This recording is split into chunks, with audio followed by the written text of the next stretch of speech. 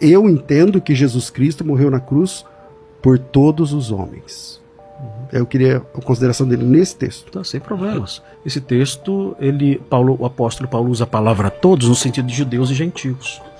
Você está dizendo o seguinte, olha, Cristo encerrou todos na desobediência, judeus e gentios, a fim de usar de misericórdia para com todos. Gentios são todos os outros que não são. Gentios são todos que não são judeus. Tá. Porque o grande tema de Romanos 11 é a questão de Israel, e o pecado de Israel, a rejeição de Israel. Isso é verdade. Então ele fala o seguinte, olha, Deus encerrou todos no pecado, judeus e gentios, todos, não somente Israel, não somente os gregos, não somente, sei lá, as pessoas de outras etnias, mas todos, sem exceção.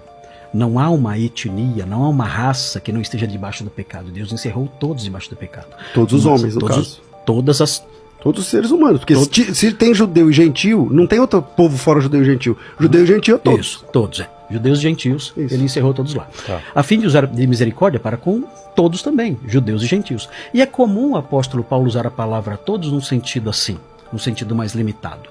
Porque se você olhar, por exemplo, 1 Coríntios 15, 22, quer ver? Que interessante isso. 1 Coríntios 15, 22. Olha o que ele fala nesse texto aqui de 1 Coríntios 15, 22. Ele fala o seguinte aqui. Deixa eu ler aqui para vocês. Porque assim como em Adão todos morrem, ok? Certo. E tá certo. Todos morrem em Adão. A partir de Adão, todos Sim, todos morrem pelo pecado. Exatamente. Agora veja a sequência. Assim também todos serão vivificados em Cristo. Cada ser humano será vivificado em Cristo? Cada ser humano receberá a vida que Cristo dá? Então nós percebemos que o apóstolo Paulo muitas vezes ele faz uma alternância. Isso você vê em Romanos 5, por exemplo, Vilela. Em Romanos 5 você vê o apóstolo Paulo usando muito a alternância entre a palavra todos e muitos. Parece que para o apóstolo Paulo, especialmente em Romanos 5, quem está em casa pode ler depois Romanos 5, vai ver que existe uma alternância desses dois termos, todos e muitos. Parece que para ele são termos intercambiáveis, e ele usa isso até por uma questão estilística. E aqui é um exemplo disso. A palavra todos nem sempre significa cada ser humano que há na Terra. Por exemplo, o próprio João, aliás, parece que isso era uma coisa meio cultural. João disse o seguinte, Jesus falando, olha, quando eu for levantado da terra, se referindo à crucificação dele, atrairei todos a mim mesmo. Oh, todos seria então cada ser humano? Cada ser humano da terra é atraído para a cruz de Cristo? Quem dera isso fosse verdade, isso não acontece.